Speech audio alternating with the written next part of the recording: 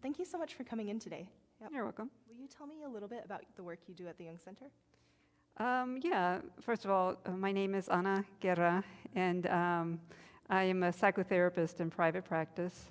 And I have been teaching here at the Jung Center for about 13 years now. And I teach a variety of classes. And I've taught just about every class on analytical psychology. And there were a couple of years where I did a 2-year program where I taught all the basics in analytical psychology, all the Jungian courses, from archetypes to shadow to complexes to dreams to active imagination. So what I do here is I teach courses on psychology from a depth psychotherapy perspective. Okay. And so when did you get started at the Jung Center? I got started about 13 years ago in October. This October will mark 13 years, actually. And I started with a class on Jung's technique of active imagination, which is a topic that I teach here pretty regularly and one in which I'm very, very interested in. Okay. So would you say it's one of your favorite theories of Jung's? It is one of my favorite theories of Jung's, and as a matter of fact, Jung himself said that his psychotherapy, or his technique of active imagination, was explained his method of psychotherapy. So if you understand how his technique of active imagination works, you understand how he liked to work in psychotherapy. Okay. What do you think is the greatest benefit of active imagination to people?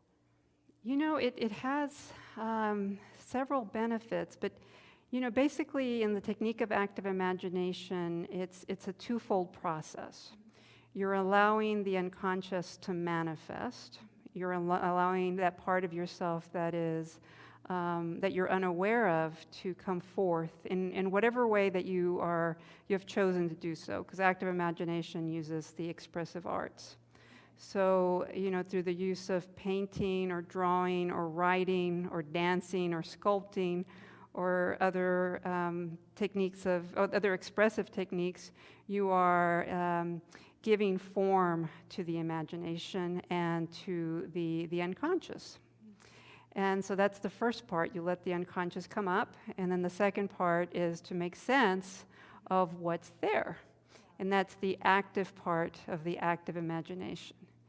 You know, Jung said that the imagination was the image-producing function of the psyche. So the imagination produces images, and then the ego, or that other part of us that can make sense of things, makes sense of what emerges.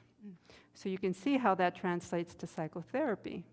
People come into psychotherapy with all sorts of problems, and oftentimes they're not aware of what's going on. Why am I behaving this way? You know, why am I not happy? And they just can't put their finger on it. I mean, sometimes people do come in with problems like, you know, I have some anxiety, or I have to resolve some trauma, or I feel depressed. But what we start to find as we start to do the work is that often part of the issue is that they're unaware of what's contributing to these things. Yeah. So we have to find ways to become aware and help the individual become aware of what's functioning in them. What do you think is the big takeaway from therapy practice that clients can do on their own in their daily lives? You know, I think that it's important to have an understanding that we are individuals that are not completely aware of our motivations and our desires, that there are parts of us that are like unconscious, and that there is this depth underneath.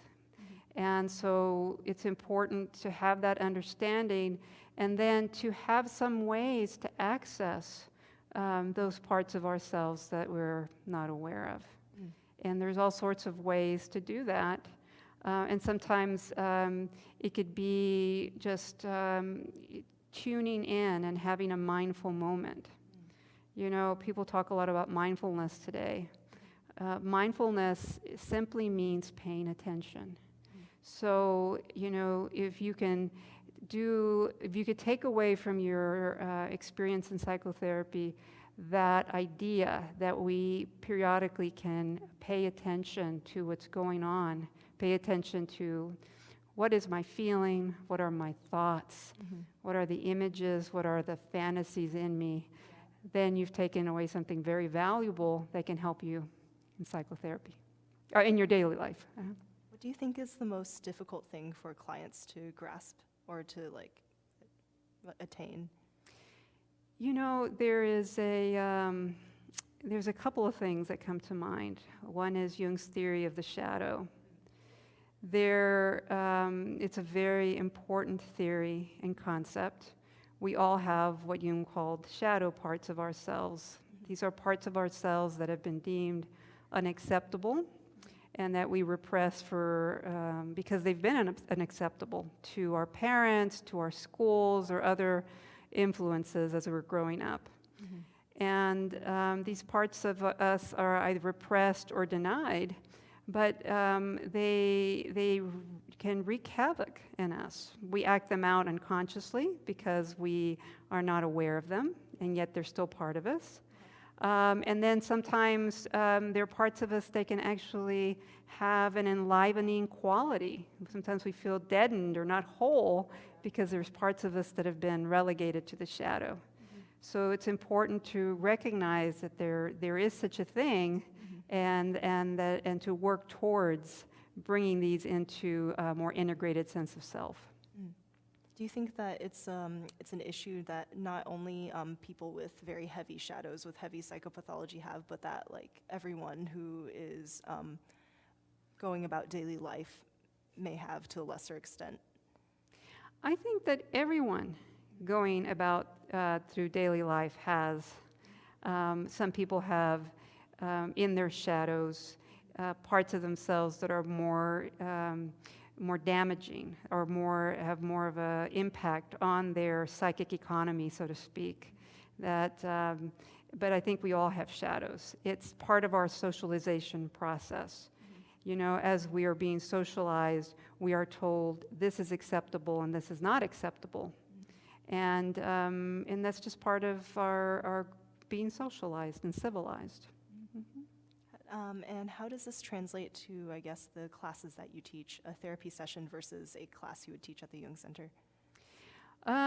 It's a little bit different. I like to bring in examples in my classes. I will bring in things from movies.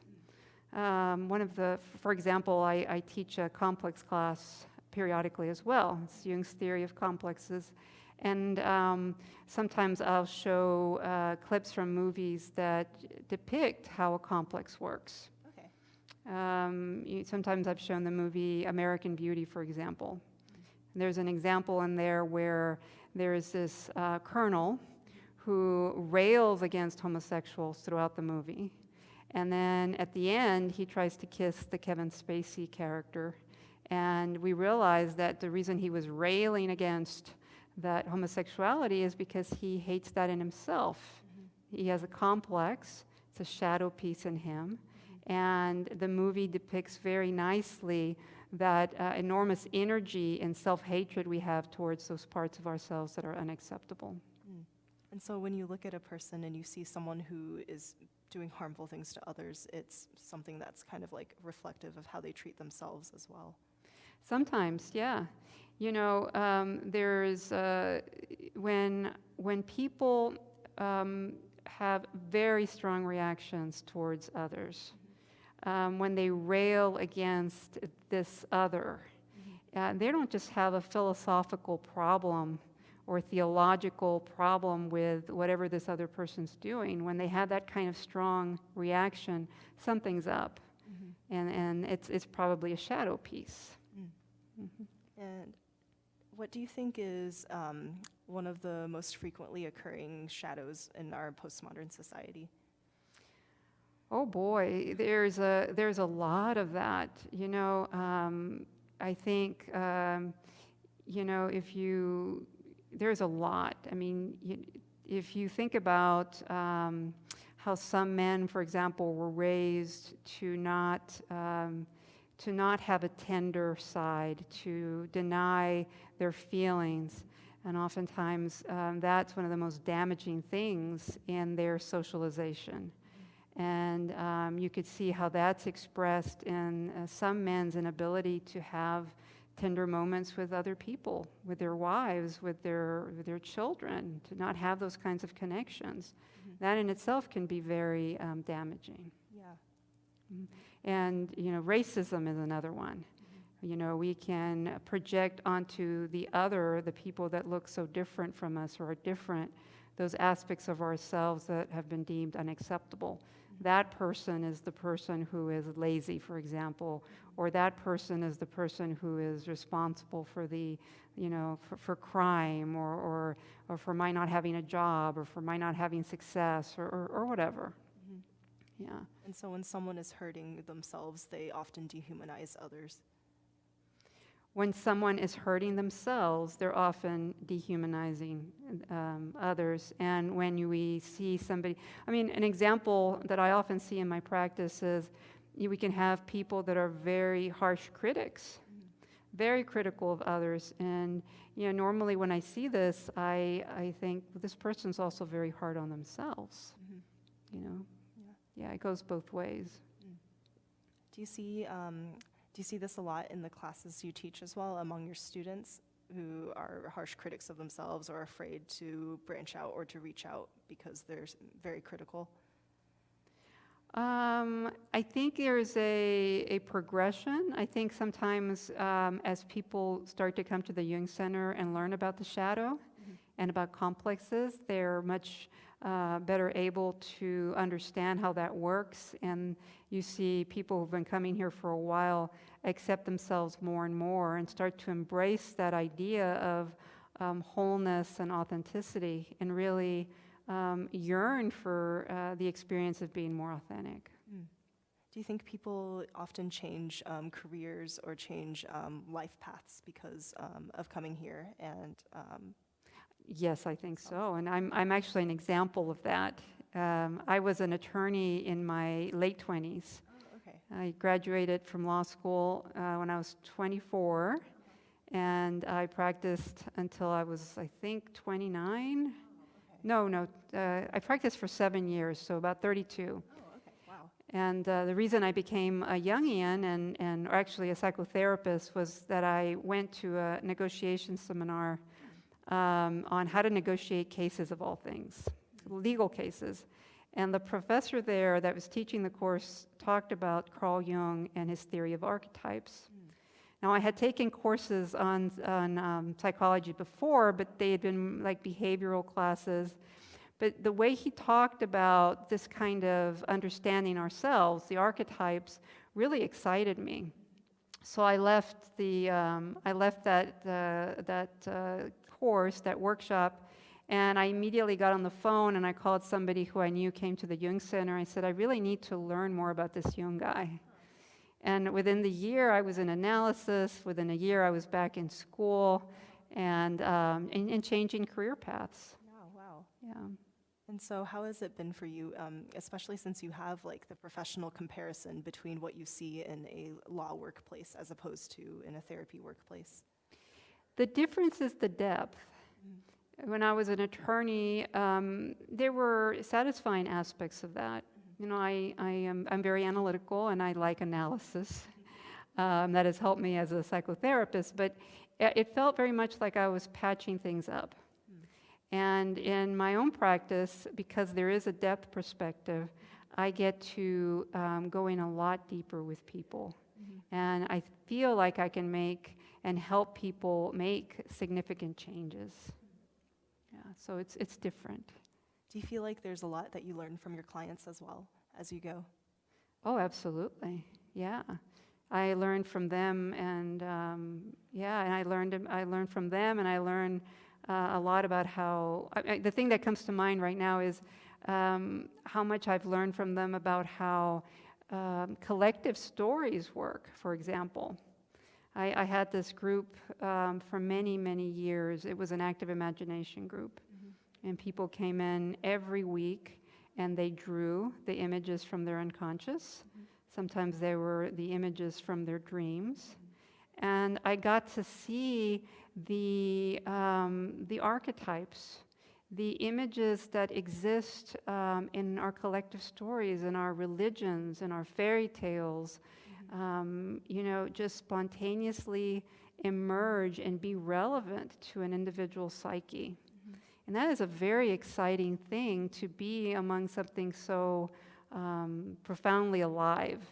Yeah. Yeah, and that's so powerful that even someone's trauma or suffering is never experienced alone. It's never something that happens independently of others. It does not happen independently of others. And even, one of the things that Jung was famous for saying was that that one of the things that we can connect to when we connect to the universal story is how we are not alone, that my story is the story of mankind. It's super powerful. Very powerful.